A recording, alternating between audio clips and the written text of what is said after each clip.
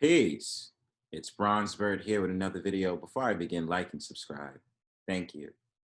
So going over the catalog for the last couple of days and, me finding material in order to, make up as I look for different ways of making numerous of series and numerous of videos, I came across the idea about the Jussie Smollett video and the whole entire verdict recently that happened with him being found guilty on all charges, especially about staging this attack that happened. And I know a lot of people in the media or everyday folks is talking about this and saying, oh, he's a fraud, he's a liar, he's this, that, and the third. Now, this is a thing that I try to analyze from a lot of different perspectives, in which even after this video is done, I have no problem researching and trying to find a deeper meaning into why Jussie Smollett would have pulled the stunt that he pulled back in January of 2019. Now, the thing about it is this. Today's whole entire concept about people, the minority effect, which I'll start to release, I'll put that out there as a name, I'll put that out there as a term, the minority effect, in which I mean when I talk about the minority effect, I'm usually talking about victimization and about certain people, depending on who they are, will use the fact of the matter that they are quote unquote gay or have an alternative lifestyle in order to seem more credible when making accusations and be more respected when they come forward and say something has happened to them. Now, I've seen it a couple of times with different celebrities, different people out there who may not necessarily be celebrities, that just may be everyday folks that might be alternative or so-called gay or so-called homosexual and this, that, and the third. This is not an attack on the LGBTQ community at all. And especially you get the same type of victimization card on so-called Black people. But this is where I want to dig a little deeper into understanding Jussie Smollett. And before I begin, I do see this a lot with a lot of different celebrities out there. For example, I've seen how they had that Indian comedian, I think that has like a late night show, and she's been out there talking about how she's she's bisexual and she can't stand so-called white men and all this other stuff out there. And I mean, it's not necessarily victimization, but it is, right? Because this is the thing.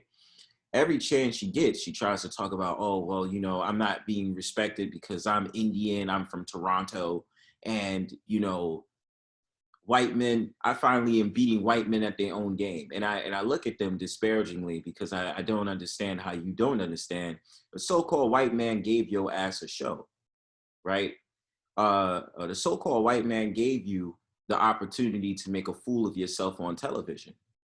So I don't understand the victimization card they pull sometimes, but going back to Jussie Smollett, there are certain things that I have to add into this conversation in order for me to understand the narrative for what it is. Now, at the surface level, we can understand that this guy was clearly lying, right? And I'll pull up my screen soon, but I just want to make this a conversation really quickly. There's a lot of things that I want to understand about Jussie Smollett and why he did what he did. Now, at the surface level, we could say that what was the reason behind it? Now, at first glance, my understanding on why he did what he did is because this was around the time that he was having problems with Empire and how much he was getting paid from that show. And I don't like to do celebrity topics, by the way, just off topic for a second, because I like to get to the deeper meaning of things. There is a deeper meaning to why Jussie Smollett pulled this stunt, because no man out his right mind, and the cold, like one of the coldest winters we had in a while across America, is going to go casually and saunter his way into a subway, 2 a.m, and a random or two random so-called white men who are racist is going to call him the N-word and call him the F-word at the same time. The story doesn't add up and it doesn't make sense. It just doesn't. But in my fair dealing of things and what is it that I think about the situation alone, there is, my thing about it is this might have had to be relative to the whole entire thing that happened with Empire and him staging this whole entire event in order to play the victimization card, and him being a double minority, quote unquote, with being so-called Black and so-called gay.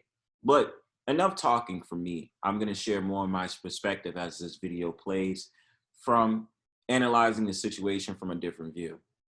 So, Pete.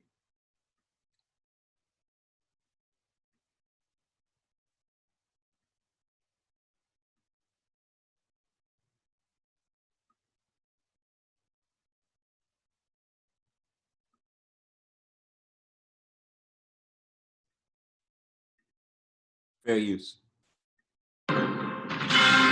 Now at 7, guilty after Jussie Smollet convicted on 5 of the 6 counts he was facing after being accused of staging a hate crime.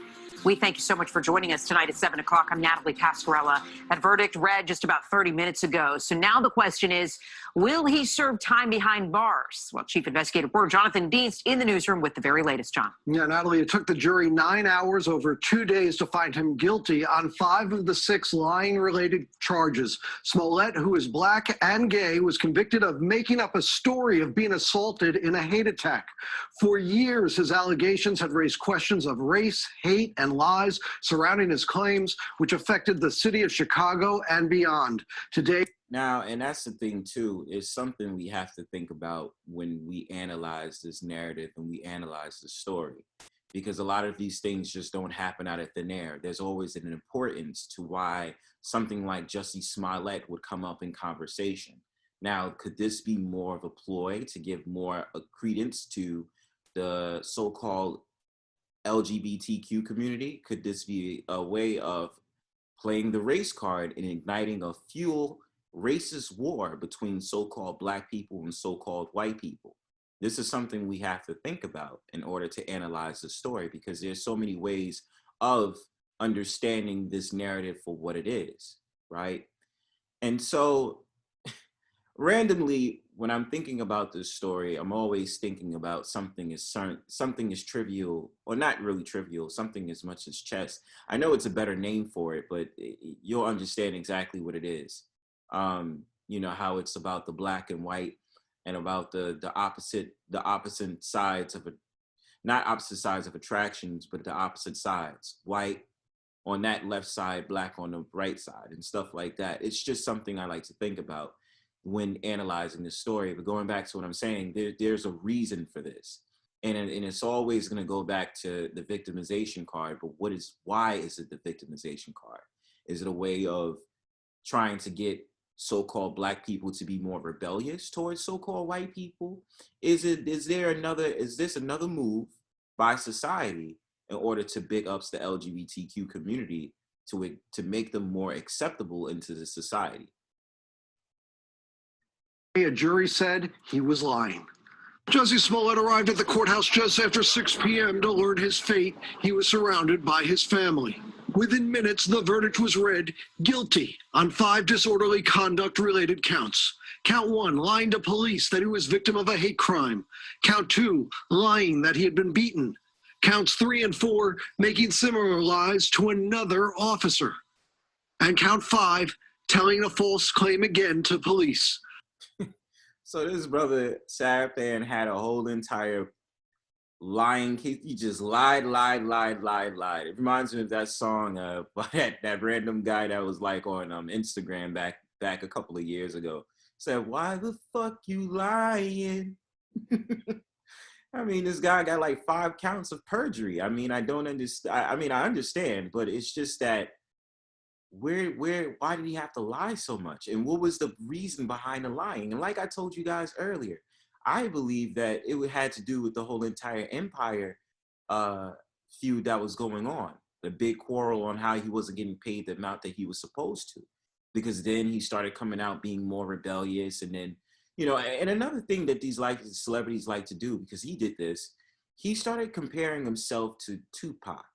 And then what he did was he tried to make it say that he's the gay Tupac. I love it when a lot of these celebrities, a lot of these weirdos like to come along and use Tupac as like this savior and make him a god of rebellion.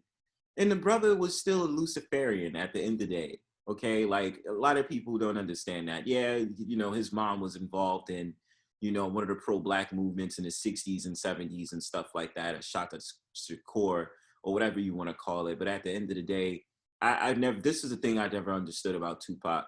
Yes, he was very much a very noteworthy figure within the 90s. But at the same time, what you have to understand is, and what I understand and what I already know is that he's playing the sides of two places. He's trying to revere himself as like the good guy, but at the same time play the gangster at the same time. We understood exactly what he was about. You understand? Stop trying to make it seem as if Tupac was like this rebellious person against the government, against the industry and stuff like that. He knew exactly what he was doing. He was playing y'all. And it's sad to say that, but I mean, this is the reason you do not idolize celebrities. I don't give a damn who it is. But on count 6, lying to yet another officer, he was found not guilty. The jury of 6 men and 6 women reaching their verdict, it's now up to the judge to decide if or how much jail time he should get. The former Empire actor was arrested soon after the January 2019 incident. Do you want to take it off or anything? I just want to see that. Chicago police body cameras were rolling as Smollett reported 2 light-skinned men shouted racist and homophobic slurs, threw bleach, and put a noose around his neck as he went to grab food at 2 a.m. His story soon began to unravel when brothers Ola and Bola Osundaro told police they were paid $3,500 to carry out the choreographed attack. And understand that again, what so-called white man is going to be on the hunt randomly 2 in the morning when it's 2 to 4 degrees outside in Chicago or any inner city that is, and wait for a so-called black man who happens to be gay to randomly stage an attack and call him the F word and call him the N word. Now, these 2 brothers on your screen, yes, it's been found out that they got a check in order to stage an attack. And again, this is why I keep rearing this back to the fact of the matter that someone like Jussie Smollet wasn't doing this just because he really wanted to. I think this had to do with something about empire. Because all of this was, it's always a meaning behind everything. I definitely do think this was a quarrel and this was a beef with Empire in order to make it seem as if like you should feel sorry for me because I'm not getting the proper proceeds for the work that I do working at Empire, the show. Surveillance video recorded them purchasing supplies and canvassing the block where the attack would occur. On the stand, Smollett testified. And one more thing before this video continues. One of the things that I'm not sure is true. I think this is an alleged thing that these 2 brothers might have had some type of sexual relations with Jussie Smollett. And so he figured, let's up the game. I'll pay you money if you can go ahead and do this for me and beat me up and make it seem as if like I was attacked by a racist, so-called white man.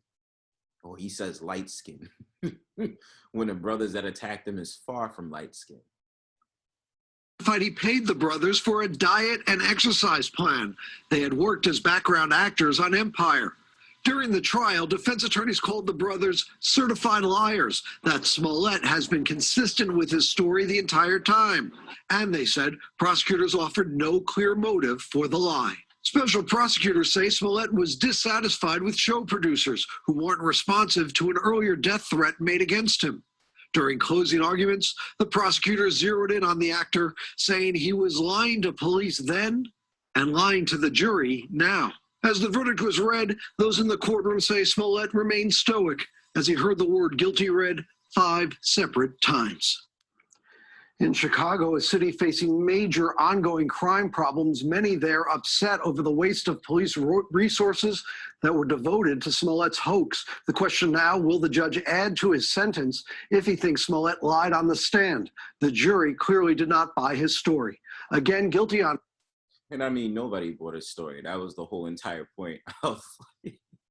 I mean, we all knew that he was guilty because, like I said, it makes no sense that it's going to be cold as hell outside and you're just going to saunter your way into a random Subways 2 in the morning in Chicago, and then randomly 2 so-called white men is going to come with a noose and put it around your neck and call you the F and the N word. It doesn't add up. And like I said before I get out of here, my whole entire thing is we have to dig deeper when these narratives come in. Okay, like my whole entire viewpoint when I first heard this story back around that time was that I believe this had to do with the quarrels that happened with him at Empire. Now the thing about it is thinking on a deeper level, trying to understanding for what it is about igniting the race war and now igniting the fact of the matter that the victimization of the so-called LGBTQ community. It's much more that lies ahead with that, but that's my whole entire analyzation on that as far as it seems. And before I leave again, I wanted to also say that I will be doing a video on Chicago because there's a case that's going out in Chicago right now about it's, it's not a similar situation at all, but something going on with Chicago in terms of deliveries, food delivery services out there, in which they're adding something called the Chicago tax. So look out for that video. Peace.